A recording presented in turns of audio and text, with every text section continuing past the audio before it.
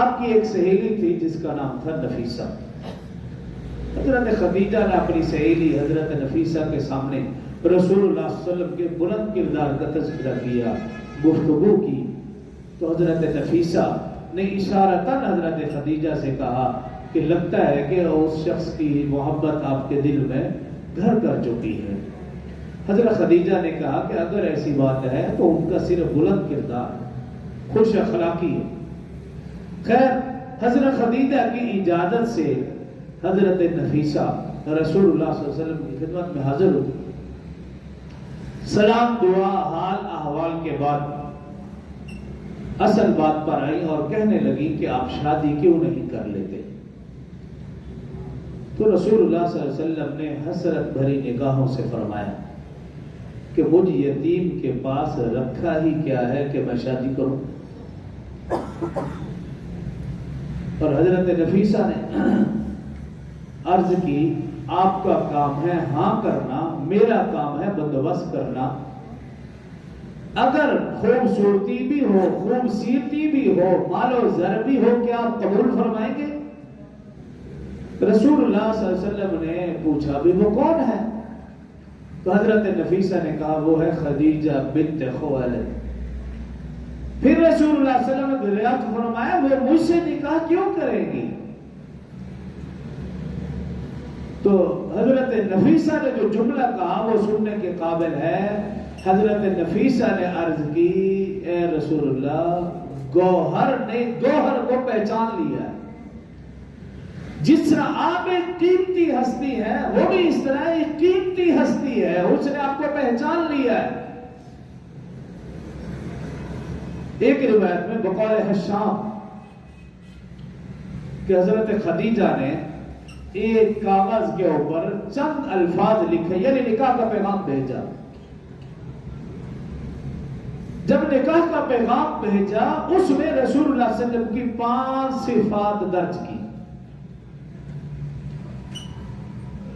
یوں لکھا، اے فرزند عم، اے میرے چچا کے بیٹے، سابق قرابت داری یعنی رشتہ داری، قومی اعزاز، امانت داری، خوش اخلاقی اور راست گوئی کی وجہ سے میں آپ کے عقد میں آنے کی خواہش مند ہوں. یہ مختصر سا پیغام بھیجا، ایک لائن میں اس کو لکھ دیا.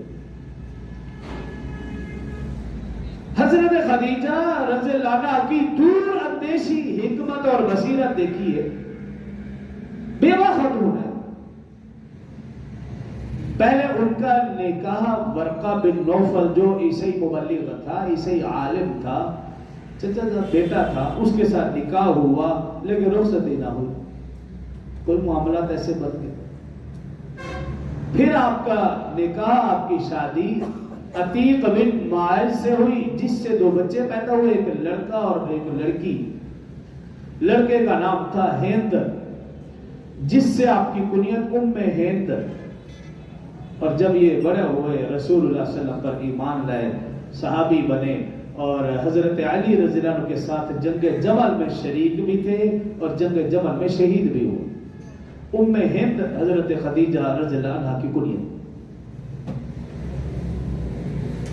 تو حضرت خدیجہ کے وہم و گمان میں بھی نہیں، بیوہ خاتون. اور عرب کے معاشرے میں ایک بیوہ خاتون شادی کا سوچے یہ تو ہو ہی نہیں سکتا.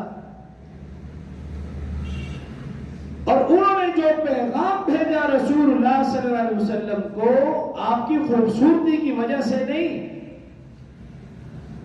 یا سہارا بننے کے لیے بھی نہیں، پیغام بھیجا تو صرف اور صرف حضرت خدیجہ نے رسول اللہ صلی اللہ علیہ وسلم کے بلند کردار کو دیکھا. اس وجہ سے 5 صفات کا تذکرہ کیا. سب سے پہلی صفت یہ بیان فرمائی، میرا اور آپ کا خاندان ایک ہے. یہ پہلی خوبی بیان کی حضرت خدیجہ نے نکاح کا پیغام بھیجتے ہوئے کہ میرا اور آپ کا خاندان ایک. اور دوسری خوبی یہ لکھی کہ آپ قوم میں باوقار ہیں، باشرف ہیں. اور تیسری خوبی یہ بیان کی کہ آپ کی امانت داری ضرب المثل ہے. چوتھی خوبی یہ بیان کی کہ آپ خوش اخلاق ہیں. اور پانچویں خوبی صداقت آپ کی قابل فخر ہے. 5 خوبیاں بیان کی اور پھر نکاح کی پیشکش کی کہ آپ کے اندر یہ 5 خوبیاں 5 صفات بیان پائی جا رہی ہیں، لہٰذا میں آپ کے عقد میں آنا چاہتی ہوں. عقد کی خواہش مند. روایات میں آتا ہے کہ رسول اللہ صلی اللہ علیہ وسلم نے اپنے چچاؤں کے مشورے سے نکاح کیا. نکاح حضرت ابو طالب نے پڑھایا. ایک روایت میں یہ ہے کہ حق مہر 20 اونٹ 400 درہم، ایک روایت میں کہ 20 اونٹ 500 درہم تھا.